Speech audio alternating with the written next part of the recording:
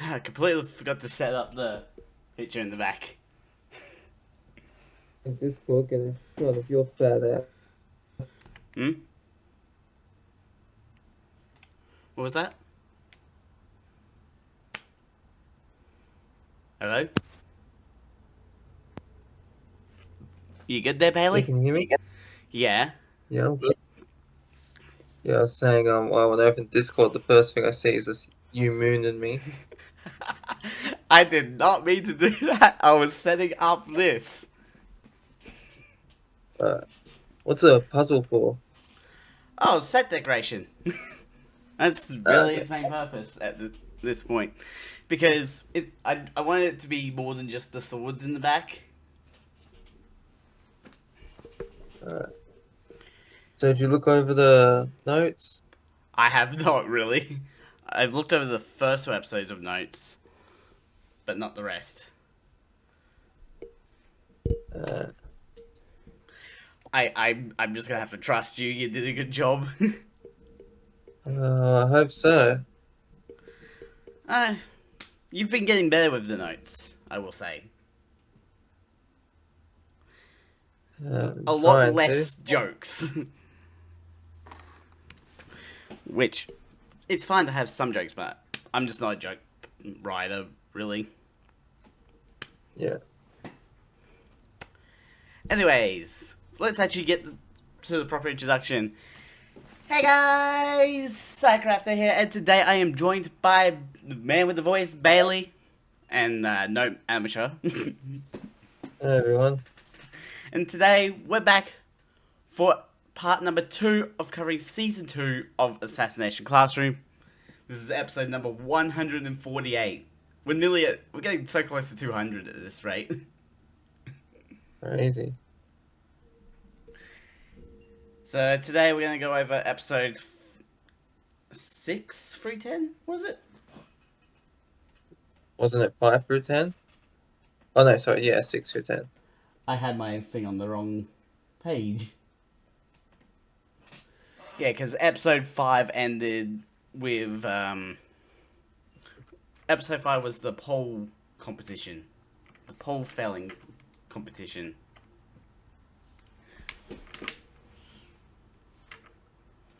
You want to start us off with episode 6? Sure. Flushing with success from their and I just want to apologize before I start the notes because I just woke up, so Yeah. some stuff you might say, might go over my head, you know. Yeah. Still waking up, but flushing with success from their victory against Class A in the pole felling match, Class E begins studying intensively for the upcoming midterms exams.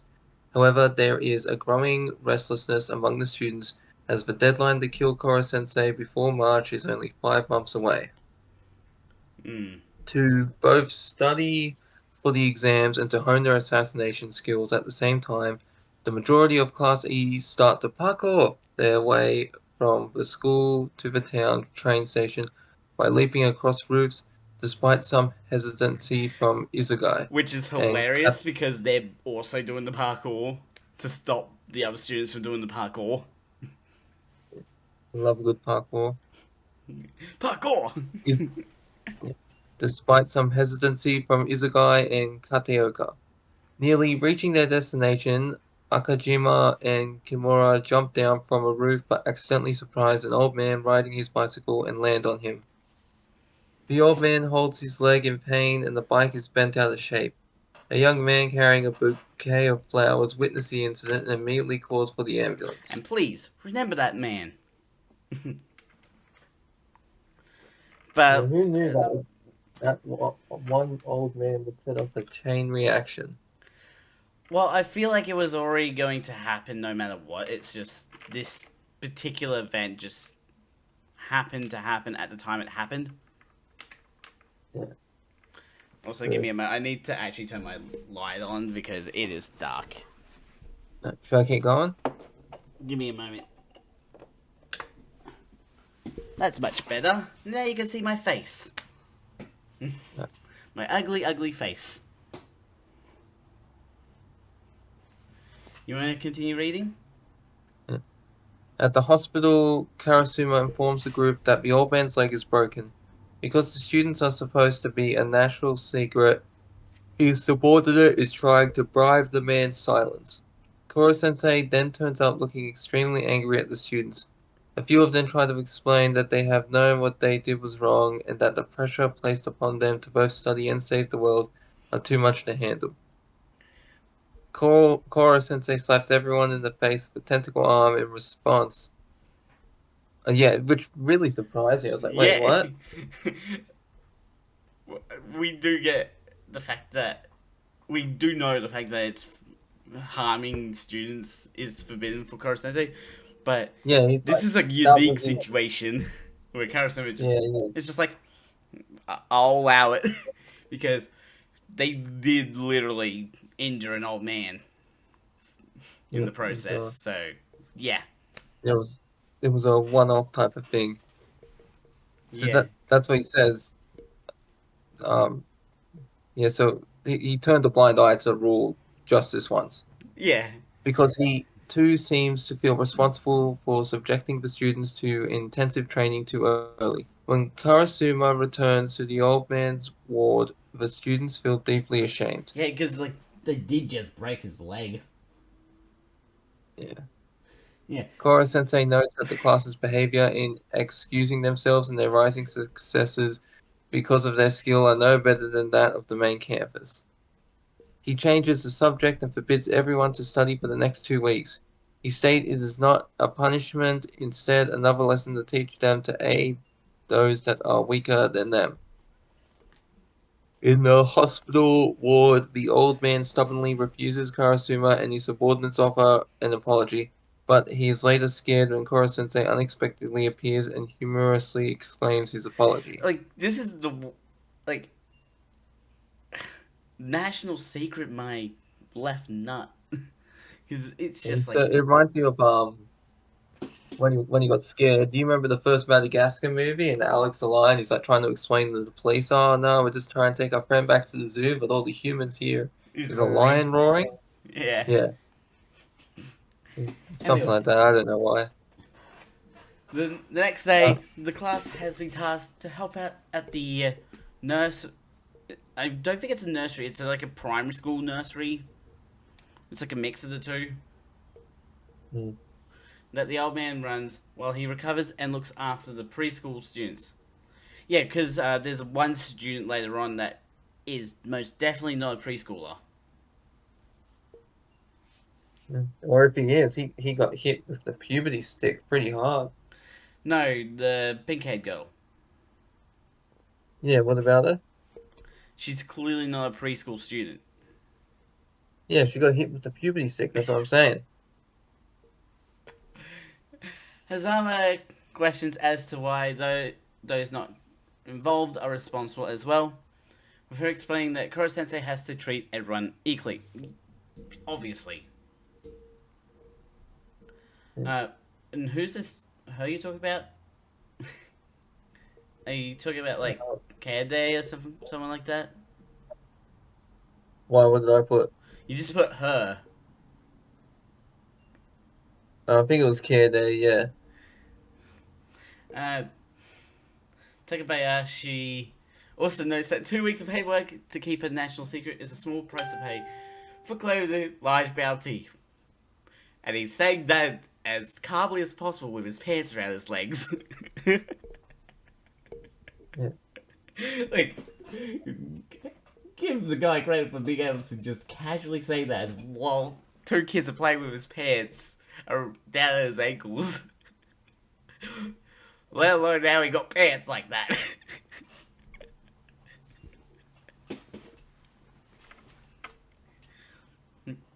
The students assess that most of the students are they're genuinely well behaved, except for the oldest girl named Sakura in the nursery, who does not take to the class's presence too kindly.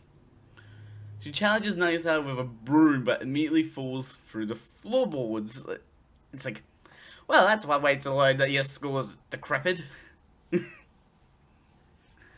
This guy questions whether the building will be renovated, but the assistant says they do not have the funds to do so, as the old man charges a meager rate to take in preschoolers. Hence why no staff is hired. And he does most of the work. It's like, this guy is probably one of the nicest characters in this entire anime. Like, I love the fact that we get this sort of shift in, like, to outsiders' perspectives, essentially. Yeah, And, like, because the whole thing is it's combined for the one school. You know, like the whole anime, it's the school grounds because they have to keep it all a secret. yeah. Like, it's not even the school grounds, it's just the classroom that they have to keep it in. Yeah, And also the entire mountain. They get the whole mountain to themselves. So, as much as it looks like they don't get much, they get quite a lot of space. Especially with all their practice coming into play. The class decided to split up the duties of taking care of the kids and also renovating the entire school. So, but like, yeah, so some of the students are collecting wood from the mountain, and based the construction of it was more based off blueprints that Ritsu pulled from the internet. It wasn't just one blueprint. So like, what it was is like, Ritsu, like, they had an idea for it, but they used structural, like, techniques from different blueprints to build the best that they could in 2 weeks, which is impressive, honestly. For instance, Kade narrates a play to entertain the kids with Kama, Terasaka, and Nakuda's help. It's like, I love how Kama's just like using Terasaka's hands to sort of hit himself. Isn't that what he's doing, or is he actually just punching Terasaka in the face? the former, I believe. Like, using his hand. Yeah, Stop hitting yourself. Stop hitting yourself. And a few others conduct tutelage roles, like Nagisa. And speaking of Nagisa, he's currently sitting with a bit of an impatient Sakura, noting how her high absenteeism from elementary school is severely affecting her academic results. It's like, if you don't show up to school, you're gonna not be that bright, is what we're essentially saying here, but I'm gonna say that's not entirely true. There are self-taught people out there that are just as incredible as normal, as like students that go to school. true. How do you think we have so many smart people in the past? Before there were schools. Yeah, because those people were thinking outside the box. Wasn't Yeah. it Thomas Edison had 1,000 bad ideas before he came up with the light bulb? Yeah. Or was it 100 bad ideas? I don't know. I don't know Thomas Edison that well. If Well, he Thomas invented Edison the pops up light in an bulb. anime, then I'll know Thomas Edison. Honestly.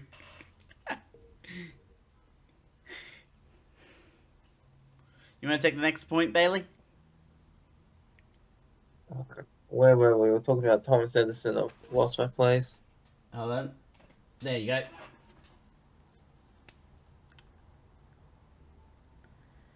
Hold on. Here we go. How lost are you?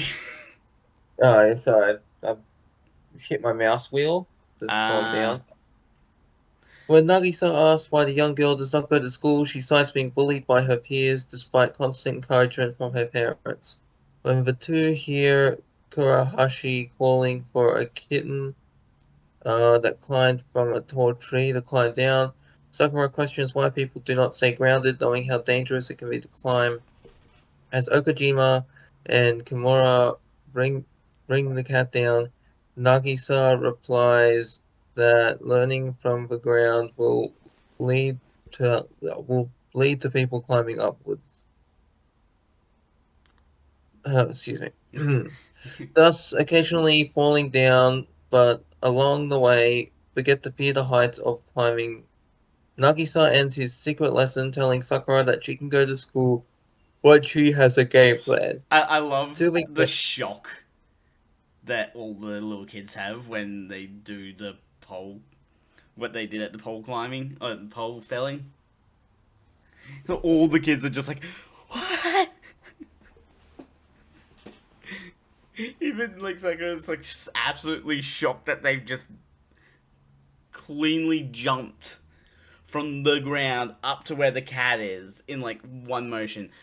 Mr. Axel, welcome to the stream. We're so currently just keep going going. over Assassination Classroom, Season 2. Anyway, I'm sorry, Bailey. You keep going. Yep.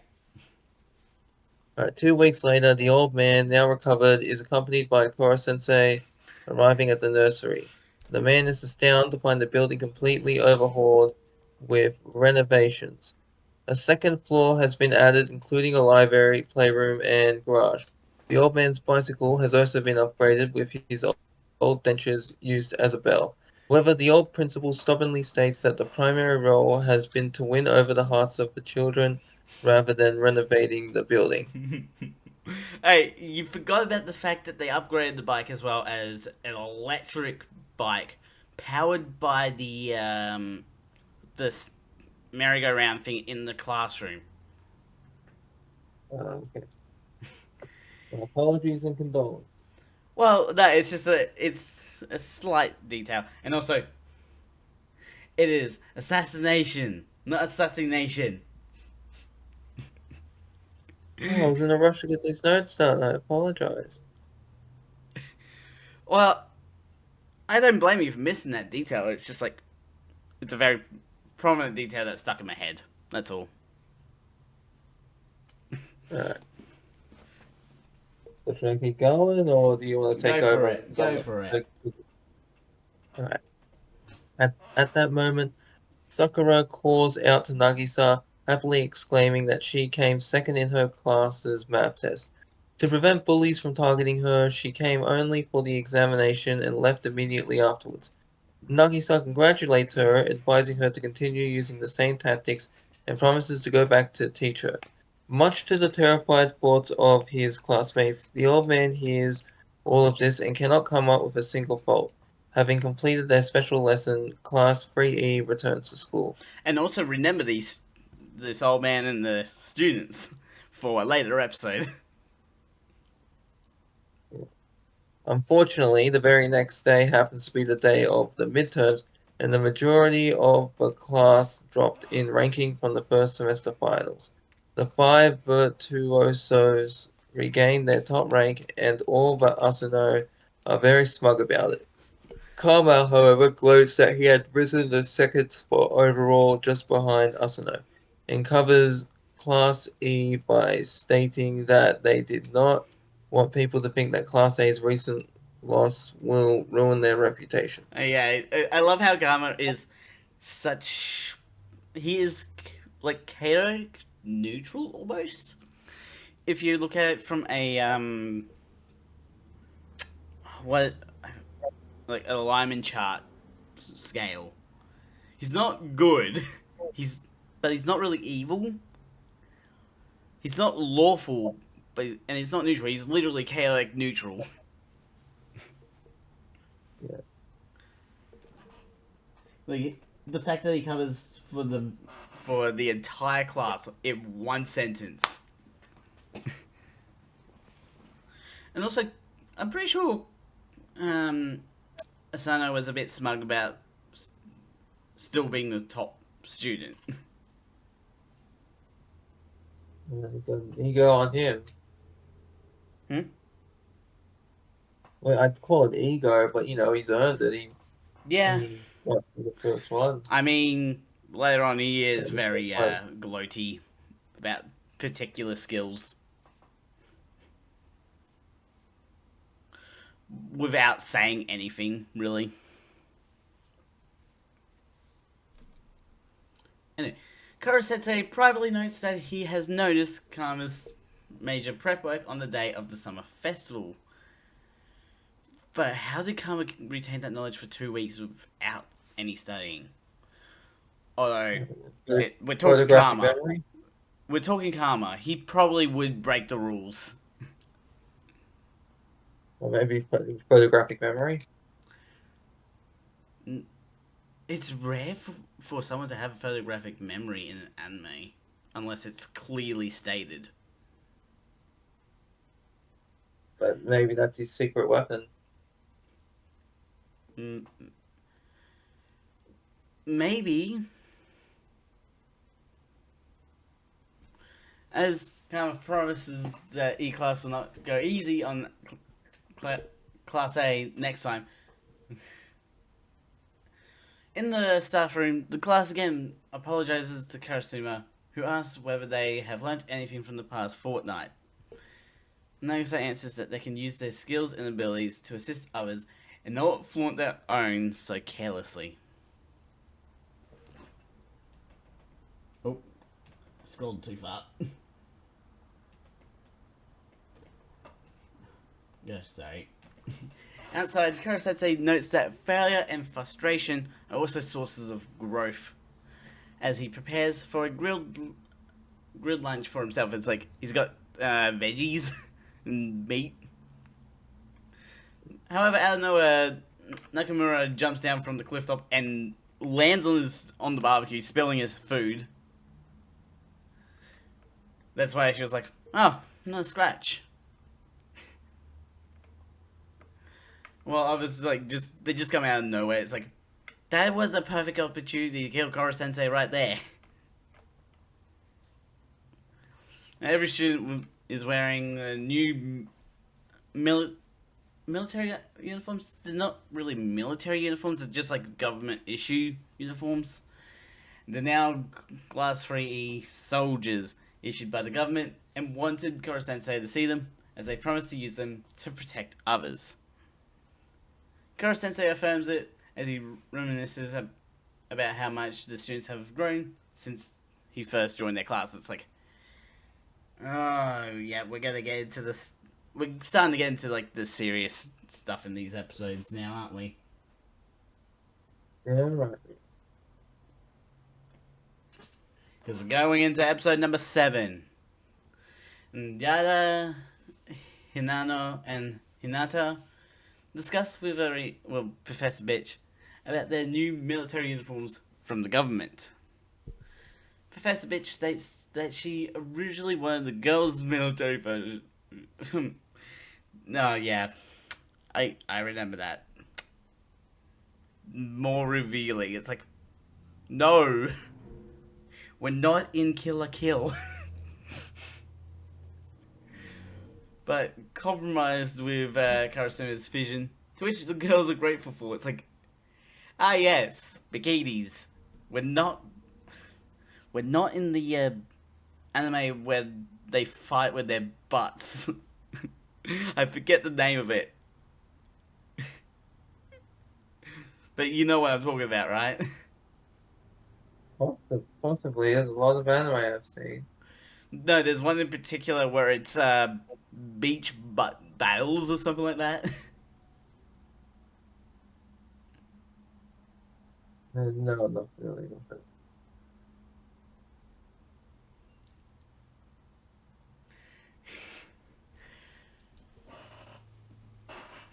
Professor Bitch then chastises Karasuma for not giving her a present as she walks away.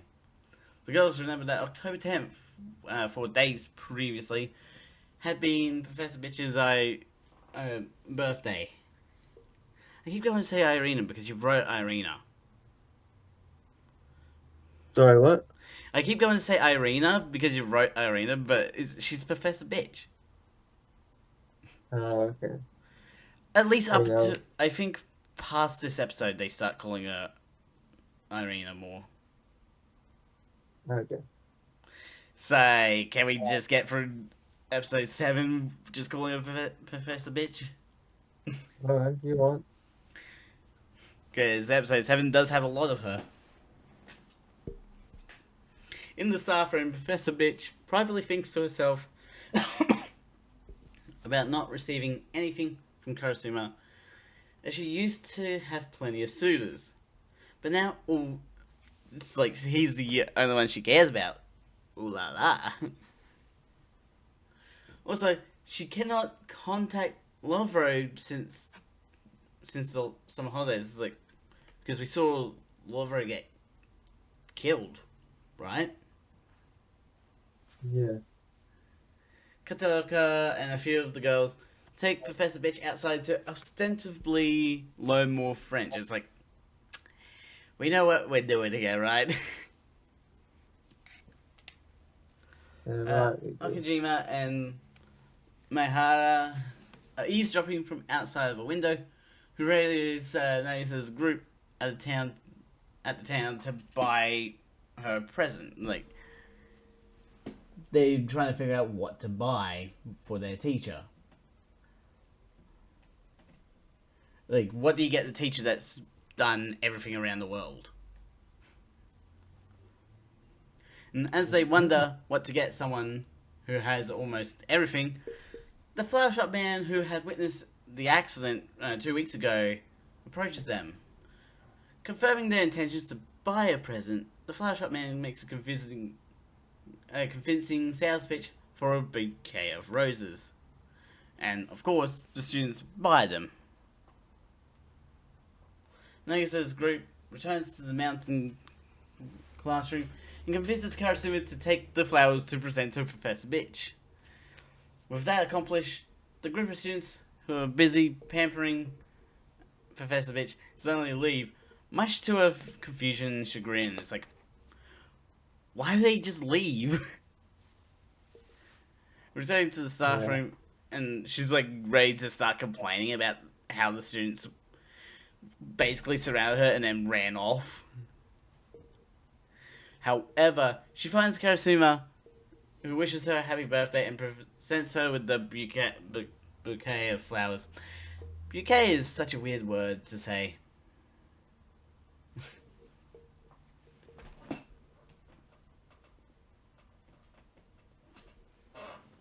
You want to take the next one? Or should I take the next one and you take the one after? I'll take the one after. Okay. Initially speechless, Professor Bitch thanks him for the flowers. Karasuma then states that will be the only time to mark such an occasion, as either the world ends or the mission is successful. Karasuma, why? At this point, Professor Bitch realizes she has been set up, walks over to the window and finds the class eavesdropping underneath, and also Korosei getting a nice old show from above. I love how she just shoots him down. Oh yeah. Like, She hopes that the sorry, sorry, what? I just want to say, I feel like Korosei let himself get hit because it wasn't a real bullet, or like a bullet can do him harm, and just falls down for it. Anyway, continue. Well, there we go. She hopes that the class had fun stringing a professional assassin along, as she realizes that their relationship is strictly a business one. She rejects the flowers and storms out of the classroom. The students accuse Karasuma of being cold and not noticing Irina's feelings for him. He answers that he did notice, but states that Irina's blade has been blunted by romance, and therefore not suited for their mission. At the school car park, Irina contemplates leaving the mission as a figure approaches behind her. So, Karasuma's not as dense as we thought. He's actually fully aware of what was going on the entire time. Anyway, continue. Sorry. Sorry for rudely interrupting you. That's alright. 3 days have passed and Irina has not been seen since her storming out. The students worry about her well-being and are unable to contact her as Kora-sensei leaves, for a soccer match in Brazil. Afterwards, the flower shop man casually walks in as though blended with the environment, with the students only realizing his presence after they speak to him. He claims that he was able to easily exploit their connection to Irina, No, it's or Professor Irina. Bleep. You you misspelled Irina's name. My apologies. My apologies and condolences. Like, how could you get that so wrong? The E is nowhere near the I. Where was I? The man introduces himself as the Reaper, with the flower delivery man being a guise, and tells Ritsu to open the image he had just sent to the AI. The image reveals Irina tied up and gagged. I wonder if this is the point where the digital files was uploaded, like without her realizing. Possibly. The assassin demands that the entire class go to the location. He will specify without any word to their teachers, or else he will send each of them a piece of Irina and take one of them hostage in her place. Don't you mean he specifies, not he will specify?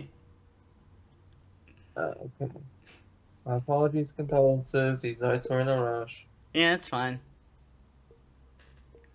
Alright.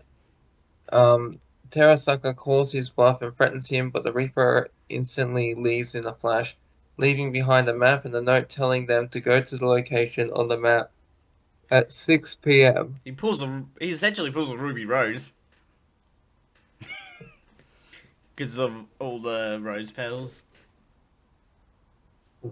Damn that Ruby. What? Damn that Ruby. I'm talking about Ruby, as in Yeah, RWBY. yeah. That's not a That movie. sounds That's an like animation. it's also an actor's name, Ruby Rose. Yeah, I know, but I'm talking about Ruby Rose from Ruby.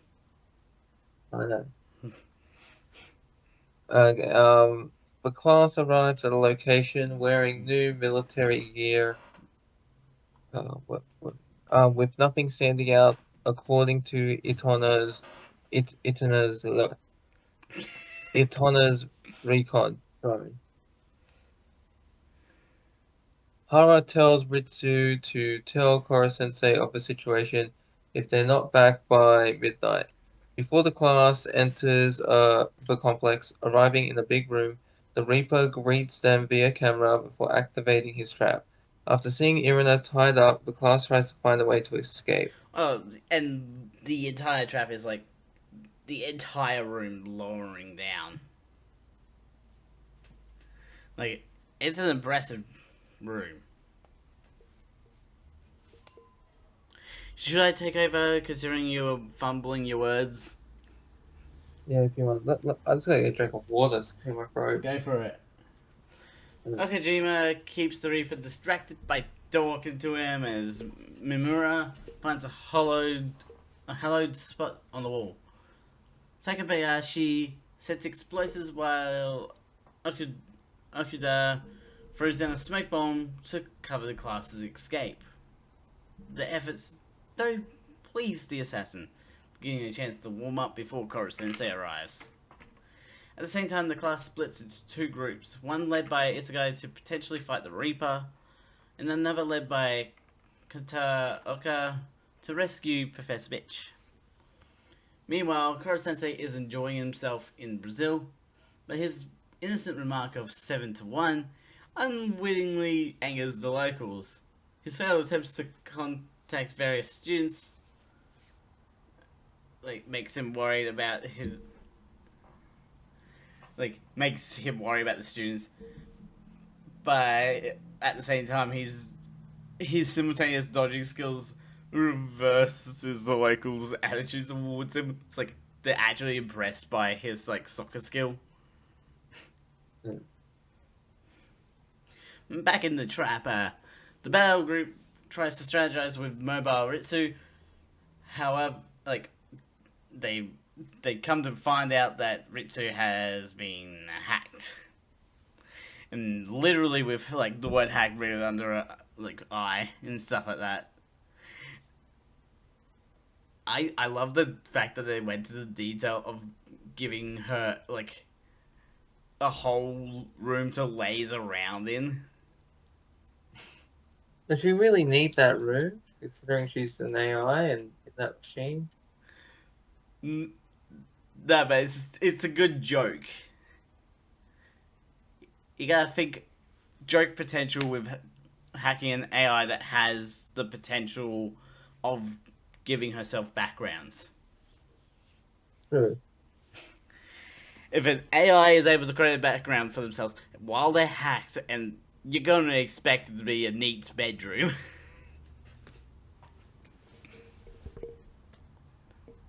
At that moment, the Reaper approaches in a shrouded manner, with no one able to make him out. Matsu and Yoshida charge at him, but the assassin takes him out with ease with his CQC skills. He then kicks Kimura, like, in the gut, was it? Yeah. Yeah. And in one swift move, he appears among the group and kicks Kade in the ribs. Although the cracking sound was actually emitted from the piece, so withstanding the impact of the kick to the ribs. And the assassin's like, oh, I've just broke this girl's ribs. And it angers Nagisa. And Nagisa's like ready to do his old clapper thing. And with the taser and all that. However, the Reaper gets the first clap, stunning Nagisa into paralysis. The assassin instantly takes out the rest of the battle group, who are vastly outmatched by his speed. He also explains to Nagisa about the wavelength of a human's consciousness and striking at its peak before the boy falls unconscious. He notes that they're missing a few students because, like, we got a second group going after Professor Bitch. Also, in that explanation, he also states that Nagisa's clap stun would only stun like a cat. which is cute, but You want to take the last 2 points?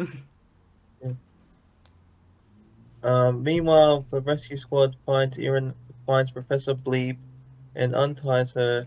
However, Bleep betrays the group and uses various tricks to incapacitate most of the group, much to their shock. While Terasaka prepares to fight her and the Reaper who had just arrived, Itana instead opts to surrender, hoping to win another day. The like class is I love the fact that Isuna's actually smart enough to realize, don't fuck with them. soon imprisoned in a large cell. Nagisa, still dazed out from the clap stun technique. Kama asks whether the assassin's fight with Koro-sensei will go according to plan, but he answers that no matter how poor the intel, he will still get results. Looking at his monitor, however, he finds Karasuma outside the complex, with Koro-sensei acting like a dog to track the student's scent. Now, I actually heard this yesterday. I want to verify it with you. Is Yeah, it true that Assassination Classroom is going to be getting a remake? I had not heard about this. Okay, because I don't know if this is real or not. That's However, why I if checked that a few. does happen, you know what's going to end up happening, right? Yeah, I'm going to be covering it. Yeah. Uh, I hope it happens more towards the end of our list rather than soon. Because then it's like, hey, we're finished the list. Let's go back and do Assassination Classroom. The remake. Yeah, Although sometimes some websites lie for clicks. yeah, just for clickbait. Clickbait! Lying to you since the beginning of the internet.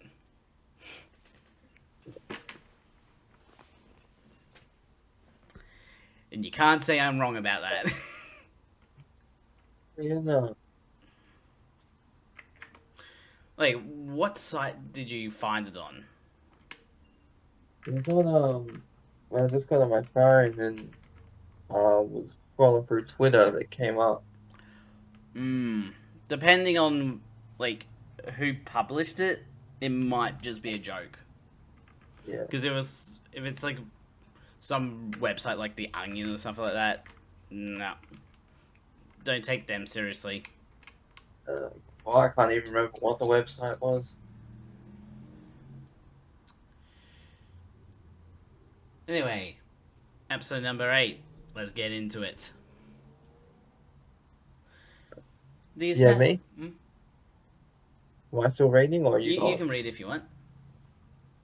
Alright. The assassin asks whether he is known to Karasuma, who admits that he heard about him from Lovro, who in turn was revealed to have been left alive by the Reaper to spread the word to Karasuma. He throws Professor Bleep at the pair, who stumble to the floor. He explains that he has fitted her and the student's necks with explosives. With the pair's attention focused exclusively on the Reaper, she shoots at one of Koro-sensei's tentacles. He momentarily lap his monetary lapse of concentration results in the assassin triggering a trap door, causing Koro-sensei to fall through it. A desperate attempt to hold onto the walls was foiled by the assassin's fast gun reflexes. With this, Koro-sensei falls to his imprisonment along with the captured student. I don't know how that would help the situation. It'd be better to keep them separate, wouldn't it? Yeah. Although, considering he. No. Because he wouldn't be able to use his abilities to get out without Yeah. harming them. Oh, yeah. It's the same situation that, what Akira tried to set up with the, concrete in the anti-sensei BB walls.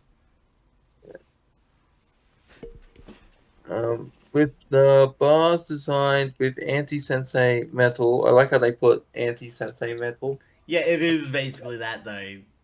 It's better than, How I put like, not they the put like they longer put all that names. metal around, but it's known as anti-sensei metal. Koro Sensei cannot squeeze through them without hurting himself. He reveals that he has overcome this weakness and resorts to licking the bars, much to the class's amusement. It's The Reaper, Irina, and Karasuma return to the lower floor, the former being somewhat disappointed at the lack of effort to capture their target. The assassin then reveals that the complex is connected to a drainage channel, and activating a release will fill the area with water. This will drown Koro-sensei as well as the imprisoned students as collateral damage. Karasuma is surprised that Irina had gone along with the assassin's plan, knowing this, with Irina rebuking that only the results matter. The assassin agrees as he and Irina came from the same upbringing. Karasuma then thinks back to a time where he questioned his superior officer of the government's response to a situation where the students could be in mortal peril. The superior tries to avoid the issue but allows Karasuma to act as he sees fit. Back Anyway, in the present, could I sorry, take over? Yeah. yeah, Back in the present, Karasuma punches the Reaper in the face. It's like a full-on boom. Having decided the safety of the students take top priority over the mission, with his plan in jeopardy, the assassin leaves for the control room to activate his plan. Karasuma states to Arena that living as a professional hitman is not so carefree before rushing to pursue him. Professor Bitch leaves to chase after him after the Reaper orders her to, despite setting up traps to slow him down. It's like he was hoping the traps would slow him down for Professor Bitch to be able to shoot him. That was the intention. Instead, Karasuma just blasts his way through an explosive-laden door without so much of a scratch, but he's even like, that was bigger than I expected. He soon catches up to the assassin just outside the control room. However, he is nearly shot from behind by Professor Bitch. To slow him down further, the Reaper activates another trap, which collapses the ceiling and buries both Karasuma and Professor Bitch. It's like, you can't trust an assassin. Yeah. You never trust an assassin, they're gonna turn on you. Karasuma frees himself, but Arena lies unconscious. His transceiver begins to talk as Kuro-sensei finally manages to get a connection through after hearing the explosion from their imprisonment. Karasuma is prepared to leave Professor Bitch behind, but Kurohashi prompts him to save her, arguing that she, being only 21 years old, has not been able to grow maturely due to her traumatizing childhood. Professor Bitch herself flashes back to her childhood when her innocence was brutally taken away when her parents were killed by a militia soldier during a civil war. She was found by another woman after killing her parents' murderer and take her to her younger Lovro. He gives her a choice to come with him and live to kill as a way to cope with her memories, or live a peaceful life and try to overcome them. And presenting her the knife as the choice. I really wonder why it's always either a knife or a gun as the choice of being an assassin. It's the knife is the choice of the assassin, and the gun's the choice of being a soldier. Which is, it always catches me. It's interesting to see that we've sort of stereotyped those into those categories. I guess. How do you find it strange? Well, just the fact that it's there are many other assassination tools out there other than a knife, including guns. And the when it comes to a soldier, the classic choice is always, in current days, is the pistol, and back in the day it was the rifle. Well, I want to see one where we're you get the choice of being a soldier, they present you with a machine gun. Yeah. It's just oh yeah, I'll do it. No one can resist the machine gun.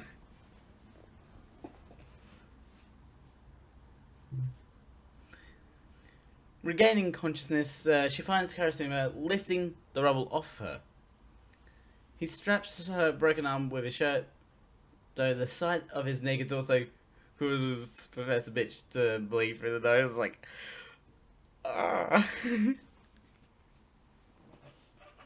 Karasuma tells her that the students do care for her and they need her. I love how Karasuma is worried that she's had a head injury or something because of her bleeding nose. Leave it to Karasuma to be did you have head injury because your nose is bleeding? Oh yeah. Meanwhile, the Reaper is in the control room. However, he looks through his monitor to see that the students in Kuro-sensei are nowhere to be found. He activates a few of the explosive collar rings, which detonate harmlessly.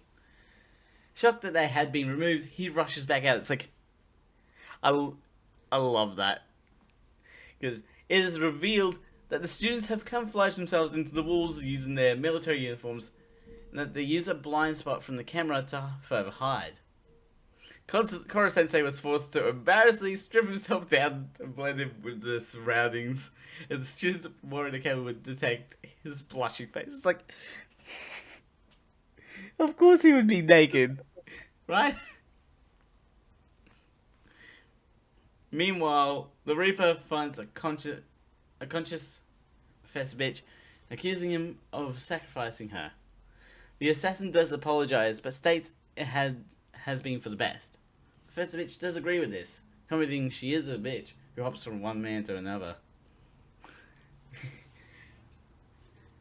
I love the fact that remember the episode with the tank?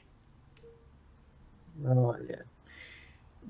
They all look back in in their disguise. It's like, good thing we had the perv team here. Ah, give me a moment. You want to continue on while I deal with something? Alright, where were we? Because I got distracted. Karasuma tackling the Reaper over the edge. I think I know where that is. Uh, Oh wait, no, I've gone too far down. Hold on. Just having to deal with an annoying person. Having to post their stupid links in the chat. So dumb. Anyway.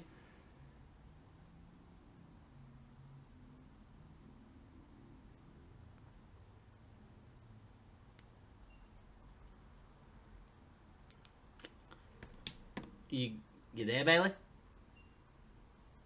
Where were we up to? Sorry, I'm just like just drawing a You're just blank. absolutely lost in it, aren't Yeah, you? that's true. I was enthralled by the way you talked about the dialogue. You should be able to find it now. Yeah, there we are. There we are. I was still a bit far. I went too far down. Yeah. Yeah. At that, Karasuma ambushes the Reaper from behind and brings him down through the large hole to a spot where Koro-sensei and the imprisoned students could see from a distance. Both getting up, the Reaper reveals himself to have no face, as having the same face diminishes his disguise skills, and will take pleasure in taking Karasuma's. The two men start a brutal brawl with Commenting. Koro-sensei commenting too quickly for the students to follow. Reaper makes constant use of the close combat weapon, such as wire and knives. Soon the assassin comments that he lied about coming from the same world as Irina. I love the fact that one of Coruscant's weak points is just that he makes terrible play by plays.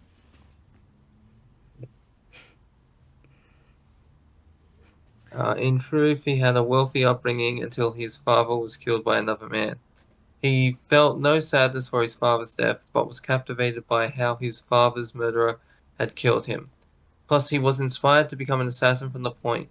He then points his finger at Kurosawa's chest with a hidden 10 caliber pistol and fires it straight into his heart. Blood spurts out as Karasuma collapses to his knees. The assassin moves closer, but upon closer inspection, sees one of Koro-sensei's tentacles covering Karasuma's heart, spurting tomato juice. Kurosama takes advantage of his opponent's lapse of concentration and hooks him in the groin. Ooh. Kick him in the balls. Kick him in the The balls, that's their weak point. yeah, Continue. yeah. Continue, yep. The assassin staggers and tries to plead with Kurosama, though the latter knocks him out with another punch. Koro-sensei and the students are now freed. Irina tries to leave. Sorry, Professor Bleep tries to leave quietly, but the students, still unhappy at her betrayal, catch her in the act. Despite this, they ask her to come back, and Karasuma presents her with a single rose to make up for earlier. Irina agrees as the students and Koro-sensei cheer on. Afterwards, Karasuma hands a request from the class to a superior, asking that no bounty will be paid should the students come in further danger from other hitmen. The superior sees that Karasuma has grown to care for them and agrees, knowing that in any case the government was done in relying on professional assassins. Instead, he reveals that the world governments and top officials are planning something else before the March deadline arrives. Codenamed Operation Last Assassin. Is it Last Assassin? I'm pretty sure it's Last Assassin. Back at the mountain classroom, Professor Bitch joins Karasuma as they walk together for another day of the assassination attempts.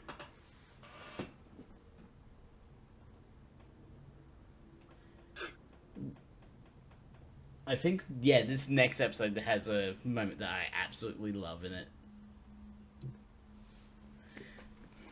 And 4 months are left before the deadline to assassinate Koro Sensei arrives. In the meantime, the class prepares to have individual interviews with their teacher regarding their future paths. Arena walks in with a remarkably different appearance than her usual style, wearing a cheaply bought sweater that oddly makes her sexier than before. Nagisa looks down at his career sheet, shocked to discover that Nakaruma has sneakily filled with occupations associated with women. It's like, they really want Nagisa to be a woman, don't they? Kama asks where Nagisa wants to go to either Morocco or Thailand for their holiday after graduation. Though the latter suspects an ulterior motive to this.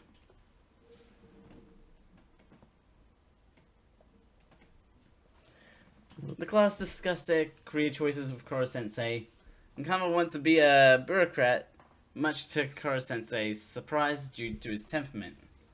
He It's funny claims, that they're discussing careers as like the world's gonna end in a year.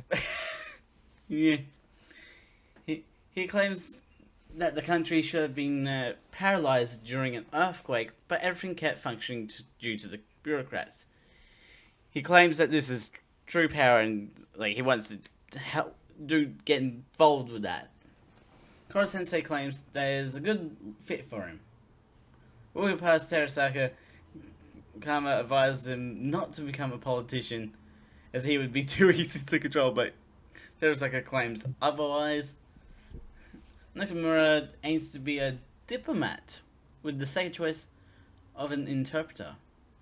Koro Sensei is brought to tears at her high aims, causing Nakamura to explain that she received high marks as a child and was a genius. She thought it sucked and wanted to be normal, so when she came to this school, she played dumb until it was no longer an act. Seeing her parents' reactions hurt her, she realized what she had lost. She still wanted to be good all around, but now knows that she needed to apply it to herself. She thanks Koro Sensei for making the class the best of both worlds. Like Hannah Montana.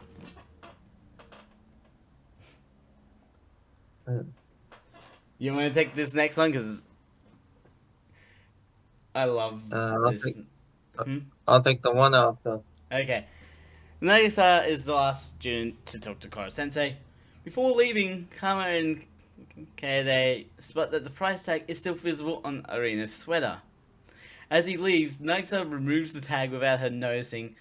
Only Kama and Kaede watching on it. I love the fact that in this moment, just this one singular moment of the casual remove of the tag, even Kama is jaw drop shocked at it. It's like mic drop. Yeah.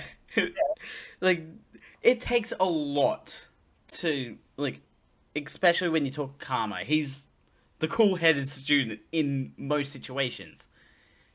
The fact that even he is shocked that Nagisa just does that purely with, zero purpose. Or, with a purpose, without Arena noticing at all. Nagisa is probably one of the most terrified students in the entire class at that point. Because he gets to easily just walk up behind you without you noticing and tap you on the shoulder.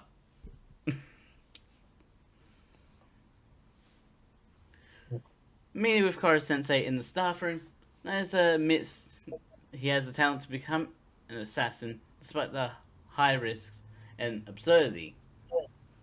Koro Sensei claims that regardless of the opponent, Nagisa prevails with his thought-out attacks, timing, lack of fear, and courage, making him a potential master assassin. He affirms that while the boy has the ability, without a doubt, Nagisa's past actions also prove that he does not care much for his own safety and dignity. His desperation makes him think he has nothing to lose. Kuro Sensei decides to continue discussing later to give Nagisa more time to think it over, and will support him to the fullest if he still chooses to become an assassin.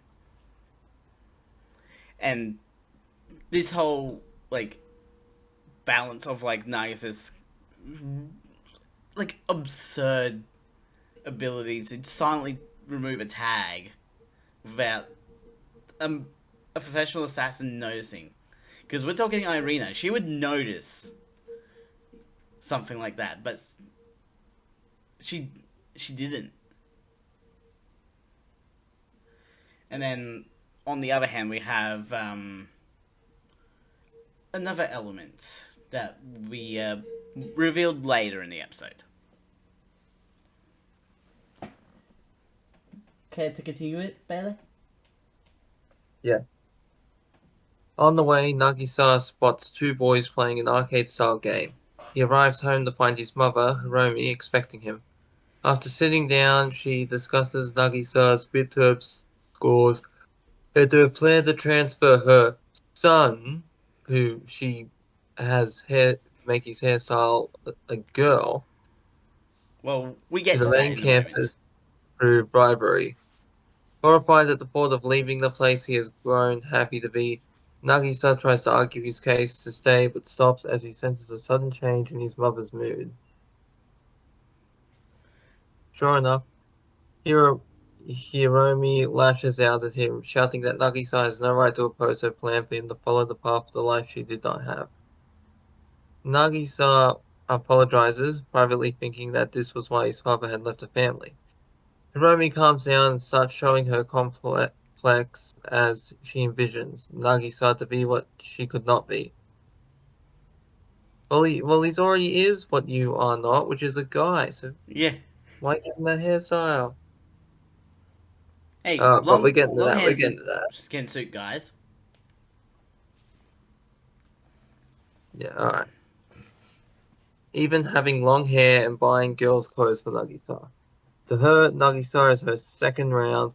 She then reveals that she will be meeting Nagisa's teacher the next day to authorize Nagisa's transfer. Knowing that Koro-sensei is a national secret, he tries to dissuade her, but her sudden mood swing forces him to drop his case. Afterward, Nagisa calls Koro-sensei sitting atop the Kremlin about the upcoming parent-teacher interview and states he does not want to leave Class 3E. Koro-sensei reassurances, however, do not comfort Nagisa. I love how in that moment of like of Nagisa's mum just losing it, she grabs him by the hair. It's like, you can make it easy. This is at one point you can make an easy joke if this was a more mature anime. Someone's getting flogged tonight. What? Like someone's getting flogged with the wooden spoon tonight. What do you mean? Oh, she seems like the type of mom that would beat her child for disobedience. Well, she smashes Fadus basically into the table multiple times. Yeah. But I just love how it's like the hair basically a perfect handles for it to do so. But there's an easy joke in the, if this anime was more you know, more like It's a Species reviewers. Yeah. Do you get what I mean? Yeah. Buck no Pico moment.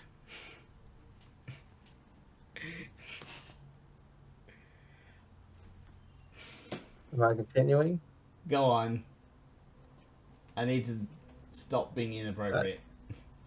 The next day, the class discussed what to do about Nagisa's predicament, with Karasuma away on a business trip and Irina unable to take his place since, on paper, Karasuma is their teacher. Koro-sensei appears as a very shoddily disguised Karasuma. Yeah, that's pretty funny, that disguise. Yeah. Karasuma. The class instantly works to modify his appearance. That afternoon, Hiromi arrives at the classroom and mother and son Meet with the Sky's Koro Sensei in the staff room. The interview begins well as Koro Sensei comments on how beautiful Hiromi is. This, however, triggers her complexity as she goes off essentially grooming Nagisa while discussing the life path she laid out for him. Hence, she wants to transfer her son back to the main campus. When Koro Sensei asks if this is what Nagisa wants, she silences her son, stating it is what the parent decides. Knowing how Nagisa is the person he is now, Koro Sensei refuses Hiromi's request, consequently removing the wig in the act, citing it is what Nagisa chooses to do that matters and also calls out Hiromi's inferiority complex. She does not take it lightly, lashing out once more. Her shouts are enough to make the window pane crackle, and the eavesdropping students cower in fear and storm out of the room. Do you mean pain, Koro not Sensei pan? admits that he may have gone a bit overboard, but stands by his case that Nagisa should decide how to live his own life and not be someone's shadow. And like, Koro Sensei even explains it's like, your life began in this classroom. Like, your round one began in this classroom.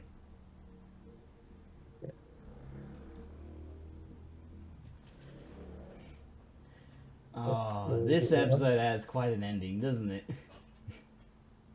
Yeah. Nagisa arrives home to find Hiromi in an unusually good mood considering the afternoon's events. Unknown to him, Hiromi drugged his dinner and drove him while he was passed out. Waking up in front of the classroom, Hiromi orders him to burn down this building as a last resort to forcibly return to the main campus. No, she was going to do it and blame it on him. Okay, you sure? Yes, yes. It was more she was going to do it. She was crazy enough to do it. He would not do it.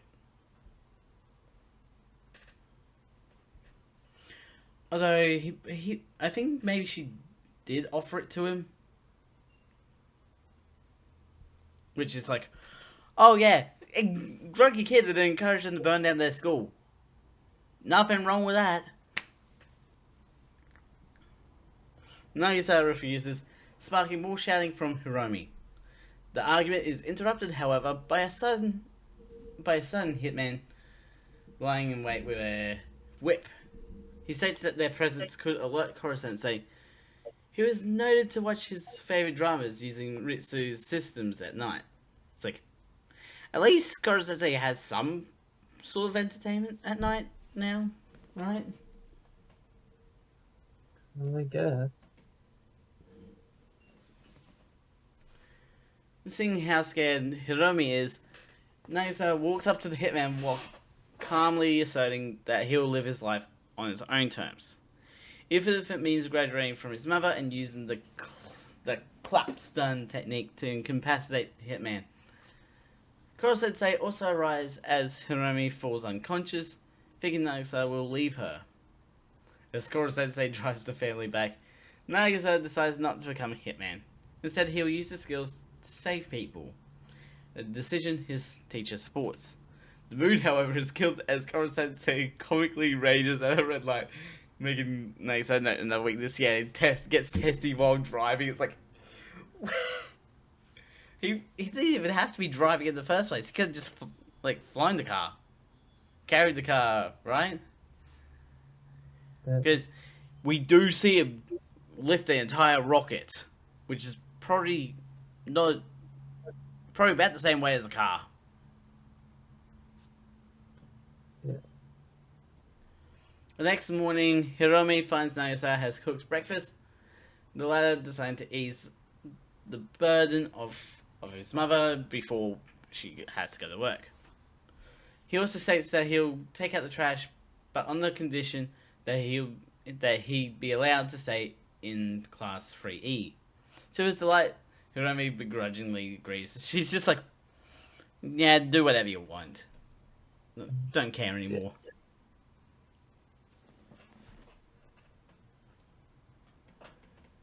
I still love that shock of like when Nagisa takes the tag off Arena's sweater.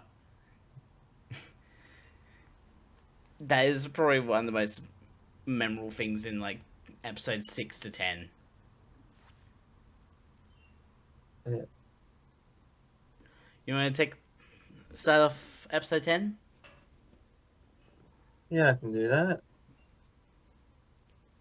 In preparation for the upcoming Kunigig A Oka school festival, Asano successfully negotiates with a major restaurant establishment to sponsor their store. Much to the shock of Meanwhile, in the other virtuosos. yeah, meanwhile in class 3E, the students discuss how to operate their store given their financial and geographic disadvantages. Sensekuro, the Sensei Koro, sorry, Koro Sensei. I got Yeah, the word you mixed up. really Koro were Sensei. tired. No, yeah, I was in a rush to get notes done. Koro Sensei suggests using the mountain's ecosystem to gather natural ingredients to be used to create acorn noodles. On the first day of the festival, Yada advertises her class's menu at the main campus grounds. This grabs the attention of the same delinquent students that kidnapped Keanu and Kansaki during the Kyoto school trip, who were looking to unfairly discredit the class's food. After making the kilometer trek to the mountain I think classroom, was it a the kilometer? sorry, I was it a kilometer? Just feels like it was I'm longer than pretty a sure it kilometer. was. I But guess the back when Kurdon talked about it, he probably mentioned a kilometer hike.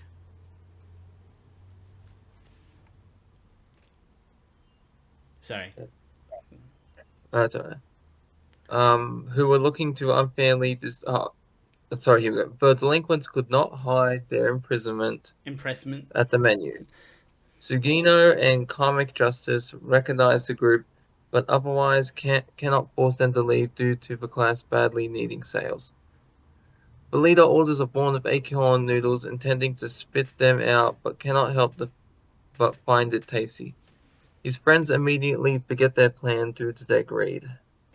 Rena seals the deal by seductively requesting You mean arena, for right? Professor Bleep, by No, we can call her arena seductively. now. We don't need to call her that anymore. It was past. Alright, It was up past the episodes with Reaper that she was called that. Now they call her arena because she has tempered herself a lot from that incident. Continue. okay.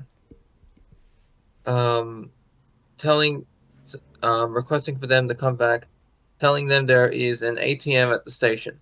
They run off as the students comment on the master apprentice fair between Irina and Yada. However, they also state that at this rate they will never catch up to Asano, who happens to be attracting enormous crowds to his cafe, complete with live entertainment from famous song artists and comedians. And also, For the five, it's like our shows that switch sides, and essentially, it's like you go in one side, you have to pay entrance fee. If you want to go on the other side, you have to pay an entrance fee again, and it keeps going and going. that's ridiculous. Hmm. That's ridiculous. Yeah.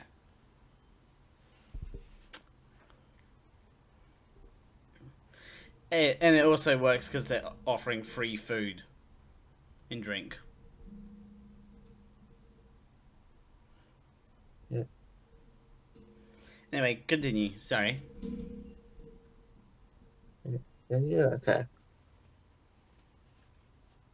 What happens? Um, Here No, we go. Yeah, what happens to be attracting enormous crowds to his cafe? Sorry. no, Um, you're yeah, for the five virtuous, they feel that virtuosos. Asano can do anything and resolve to help him achieve his goal. Later on, the kids of the old man from the nursery arrive at their restaurant due to Nagisa keeping in contact with them while personally tutoring Sakura. Nagisa admits that they are struggling, though Sakura and the old man believe the class have a hidden power that they have yet to tap into. I, After they I I leave, knew that I mentioned that they would be coming back. The class, the yes, students, you did. and the old man.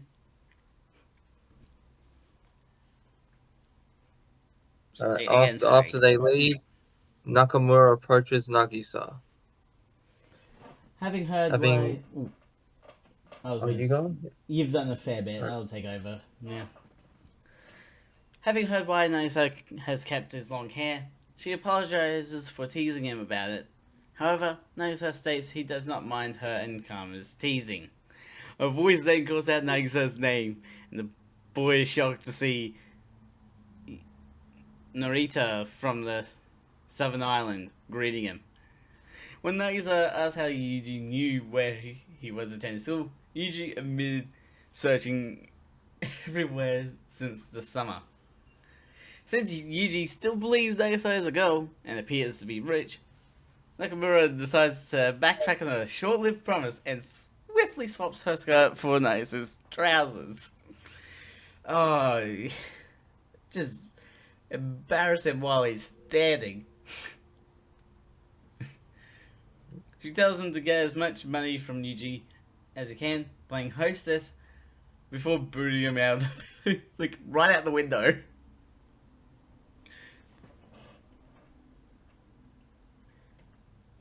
Nagisa leads Yuji to a secluded area. Were you about to say something? No? I thought you were going to say something. I heard a noise and then I started talking. So yeah, Nagisa leads Yuji to a secluded area. Yuji comments on the privacy, though Nagisa did not want anyone to see him wearing a skirt. Aided by Nakamura's cue cards and somewhat hindered by an optionistic karma, Nagisa asks Yuji to order everything on the menu to the lads. The lads like, Gotta love how they exploit both Nagisa and Yuji's relationship for profit.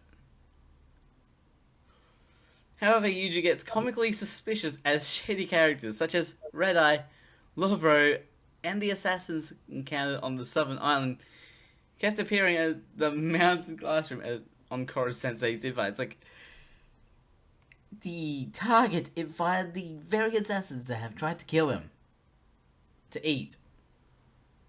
Although Red Eye doesn't have the red goggles anymore, I don't think. He just has clear glasses and shoots game. Yeah. He claims that Red Eye is an anime fan hunter, and Lovro is a comedian. He soon calls out. Yuji calls Nagisa out on the lies they saying he had grown up learning whether or not a smile is a fake.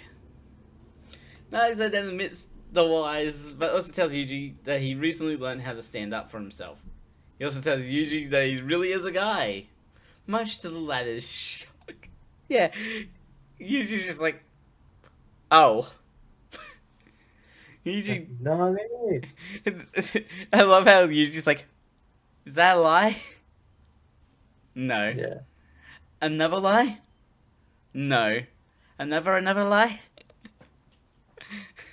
Like, the guy wants to believe the lie so hard. You don't know what that's like. Yuji then leaves dejectedly, refusing Nagisa's attempt to refund him. Gama arrives too late to ask him for a cosplay photo shoot. Causing Nagisa the question, how much money did he plan on Nagisa to get out of Yuji? It's like, come on. That is just, oh. You want to take the next few points? Like, finish out the episode? Essentially? Do I? That's the question, Jimmy. Come on. You know you want to. Well, you insist. On the second day, the students find a huge crowd and news crews lining up at the classroom, wondering what caused this to happen. Bua and Ritsu have discovered the reason for this. Yuji Norita posts an online review. Narita is a famous food critic due to him eating rich cuisines thanks to his wealthy father. Yuji has taken Nagisa's words to heart and had given a glowing review of the acorn noodles the class had made. The review immediately has the class working into overdrive, and the profits were raking in fast enough to catch up to Asano's cafe. Yeah. The unexpected turnaround, however, meant that demand has outstripped their supply of acorn noodles, and they were later running out. While the students going deeper into the mountain as a chance to beat Class A, Kuro-sensei decides to stop it there, not willing to disrupt the mountain's ecosystem. The students agree and end up having to close up shop halfway through the day. And like Rio's surprised. Oh, it turned out to be another lesson in the end. Who cares about the ecosystem? You're gonna blow up the planet, mate. Hey, he's not evil. Not evil until that day arrives. No, he's literally not evil. As we will find out later. At the main... What was that? This message? Okay. At the main campus, Yada prepares to close down her end when a woman approaches her, having arrived too late. Recognizing her, Yada takes her to the classroom, and Nagisa immediately recognizes the woman to be her mother. He gives her the last drink made from natural ingredients as they sit at the table. Hiromi tells him that she now sees how happy her son is with the class, but also she can't stop thinking about the events of the night at that same spot. She tells Nagisa that he can do whatever he likes with his life, but asks that he stay with her until he becomes of age. Nagisa happily agrees as the class watch on from the inside. For Kuro-sensei, he is happy of the connections that have been made. He hopes he is making good on his promise to him. To her actually. Yeah.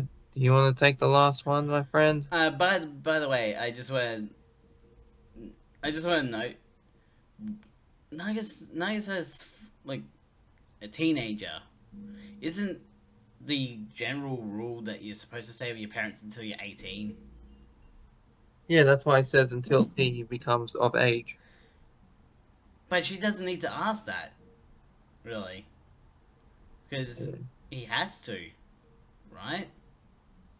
Well, unless he decides to stay with his dad, and his dad can come out and say his mother doesn't treat him right, then Nagisa can back up the dad, and the Yeah, mom could lose her rights because of what she was doing. that makes sense. Yeah. However, at the end of the day, Asano's cafe accumulated the most profits from the festival, while E-Class came in third. Many of the main campus students wonder why Class 3 had closed their store halfway through the second day. The result could have been different. A few that Gakushu Asano himself seems to be pondering. They start to think whether Class 3 is not as bad as they were led to believe, something that catches the attention of the board chairman, and we know he has to do something about that, right? He has Yeah. to do something about it. And that's the end of episode 10, which means that's the end of today's podcast episode. Links for YouTube, links will be in the description to both of Bailey's channels, both of my channels, and to Twitch for you guys to check out. Don't forget to subscribe and hit the notification bell so the next video comes out. A ding, ding, ding, a ding. Dong dong. Dong dong. I'm Psycrafter out. Don't you dare say it. Roll my fun. You're not going to say goodbye? Oh, well, if I can't call myself the mad scientist, then why would I say goodbye? Of course. You just love to ruin things, don't you? Yes, I do.